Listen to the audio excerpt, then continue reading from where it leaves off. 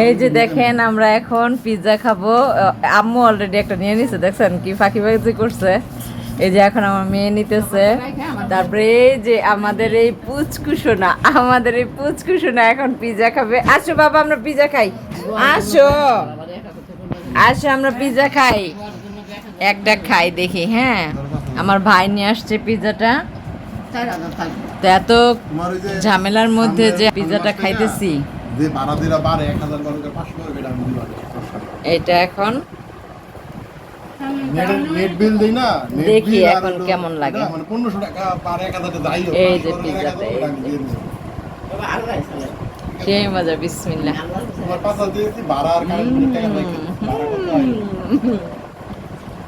সেই মজা, অনেক টেস্ট, অনেক, এত ভালো লাগতেছে।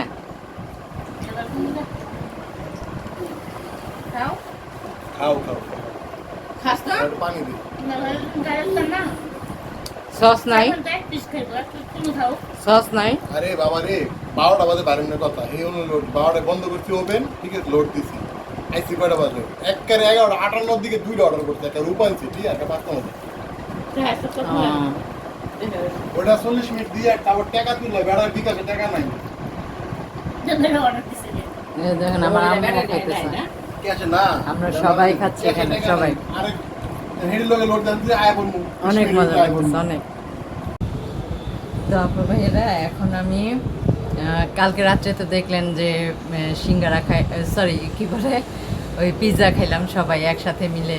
রাতে তখন বাজে 1-1:30, কিন্তু কি আমার বোনটা আসে না এত রাতে বেলাও, তো আর আসতে পারে না। তো যে কারণে ওরে ছাড়া খাইছি আমি, আমার ভাই, আমার ভাইয়ের বউ, আম্মু, আমার মেয়ে, আমরা খাইছি।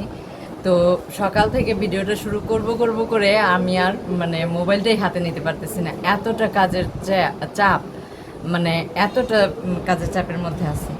তো এখন আমি এখানে আছে, বিসমিল্লাহ, এটা কি জানেন,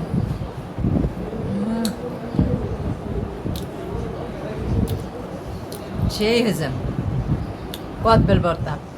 দুঃখের বিষয় কি জানেন, একটা কদবেল আমার নষ্ট হয়ে গেছে। কেমন লাগে এখন, এত দামি জিনিস যদি নষ্ট হয়ে যায়, আর এত পছন্দের জিনিস, কেমনটা লাগে তখন।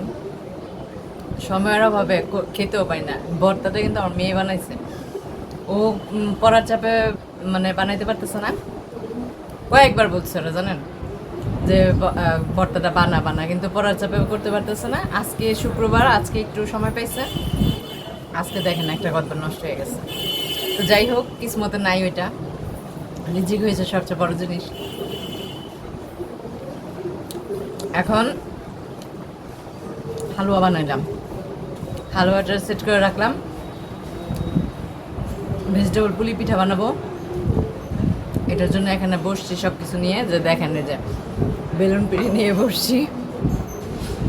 এখন ভর্তাটা খেয়ে পুলি পিঠাটা বানাবো, আর সিঙ্গারা ভাজতে দিছি। বিকেলবেলা যাব অর্ডারে দিতে, ডেলিভারি দিতে।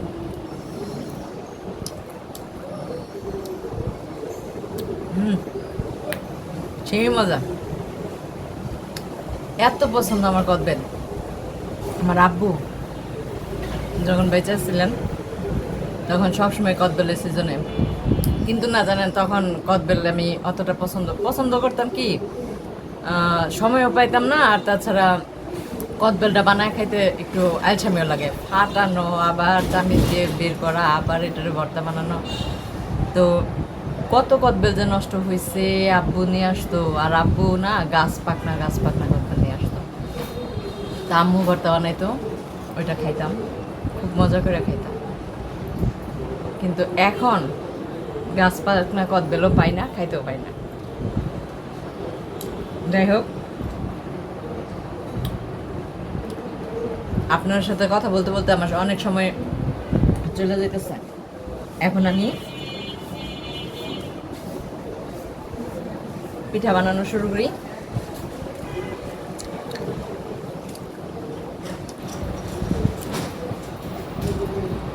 পিঠাটা বানায় সন্ধ্যার সময় যাবো ডেলিভারি দিতে। তো সেই পর্যন্ত পাশে থাকুন, দেখতে থাকুন। আর সবাই আপুরা ভাইয়ারা সবাই আমার ভিডিওটা একটা করে সাবস্ক্রাইব করবেন। আপনাদের ভালোবাসা পেলে আমার ভিডিও বানাইতে খুব ভালো লাগে। আপনাদের ভালোবাসা না পেলে তো কোনো কাজে সফল হতে পারবো না, তাই না?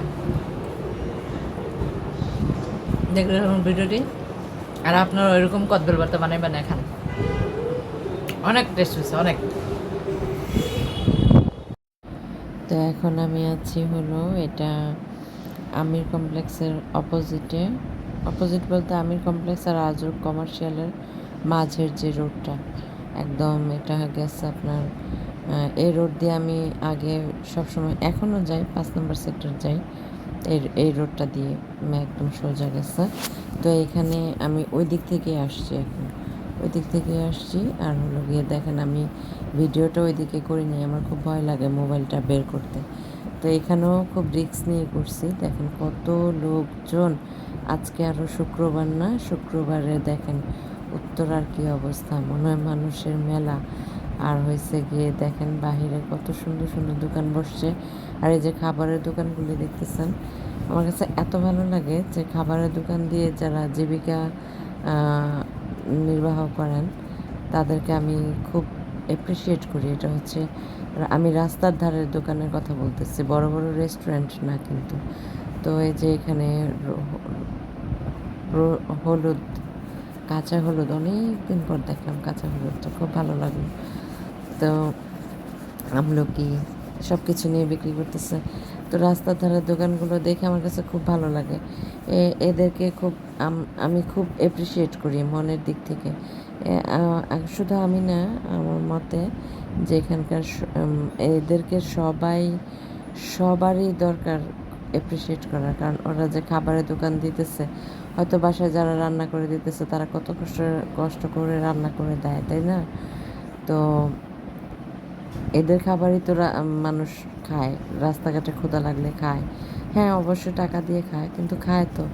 তারপরেও এদেরকে খুব মানে এদের কাজটাকে ছোট করে দেখা উচিত না। দেখেন এখানে একটা ফুলের দোকান দেখছি, ফুলের দোকানটা আমার কাছে এত ভালো লাগছে। আমার জীবনে খুব ইচ্ছে ছিল আমি একটা ফুলের দোকান দিব, সত্যি কথা যেটা আমি আজকে বললাম আপনাদের কাছে, খুবই ইচ্ছে ছিল আমি একটা ফুলের দোকান দেব। আমার কাছে ফুল এত ভালো লাগে। তো এখানে দেখেন যেমন মানুষ তেমন রিক্সা, গাড়ি। এটা হচ্ছে নিউ রাঁধুনি রেস্তোরাঁ, এটার উপরে হয়েছে আলনা। এই আলনার মানে কালেকশনগুলি এত সুন্দর সুন্দর, যেমন সুন্দর শাড়ি, 3 পিস, তারপর হচ্ছে ছেলেদের পাঞ্জাবি, খুব ভালো লাগে আমার কাছে। তো আমি মানে এই রোড দিয়ে হেঁটে একদম আমি বাস স্ট্যান্ড চলে গেছিলাম, কিন্তু আবার ঘুরে আবার আসলাম এখানে আপনাদের সাথে শেয়ার করার জন্য। তো জানেন কি একটা জিনিস যে আমার খুব ভালো লাগে, প্রকৃতি প্রকৃতি খুব ভালো লাগে। আর রাতের জার্নিটা আমার কাছে খুব ভালো লাগে, খুব মানে প্রকৃতি দেখলে তো আমি পাগল হয়ে যাই। আমি তো খুব চিন্তা ভাবনা করি যে কবে আপনাদের সাথে আমার সেই ভালো মুহূর্তটা আমি শেয়ার করব, যেদিন আমি প্রকৃতি খুব ভালোভাবে আপনাদের দেখাতে পারবো। যেমন রাঙামাটি যাওয়ার যে কী শখ আমার, জানি না কখনো পূরণ হবে কিনা। আমি আজও যাইনি ওখানে, কক্সবাজার, রাঙামাটি। তো এখন আমি রাস্তা পার হওয়ার জন্য বাস স্ট্যান্ড যাচ্ছি।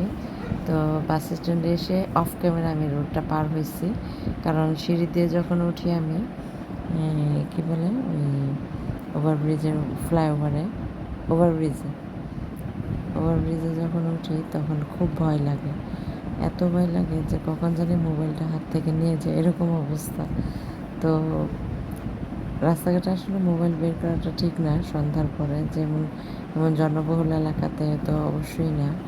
তো আপুরা ভাইয়ারা, আমি এখন মানে আমার ডেলিভারির কাজ শেষ করে আমি এখন বাসার দিকে রওনা হয়েছি, বাসায় যাব। তো আপনাদের সাথে আমি কিছুটা মুহূর্ত শেয়ার করলাম যে আমার কাছে কী ভালো লাগে। আমার কাছে ভালো লাগে রাতের বেলা ঘুরতে, মানে আরও কোনো এক সময় আপনাদের সাথে শেয়ার করব। তো সবাই ভালো থাকবেন, সুস্থ থাকবেন, নিজেদের প্রতি খেয়াল রাখবেন। দেখা হবে নতুন কোনো এক ভিডিওতে, সে পর্যন্ত বিদায়, আল্লাহ হাফিজ। এখন আমি বাসার দিকে যাবো। দেখেন কৃষ্ণচূড়া গাছটা, আমি ভিডিওটা শেষ করতে চেয়েছিলাম তো পারলাম না। এই যে কৃষ্ণচূড়া গাছটা এত ভালো লাগে আমার কাছে, বলার মতো না। এর নিচে যে কত মানুষ ছায়াতলে দাঁড়ায় থাকে। আল্লাহ হাফেজ, দেখা হবে আবার অন্য কোনো ভিডিওতে।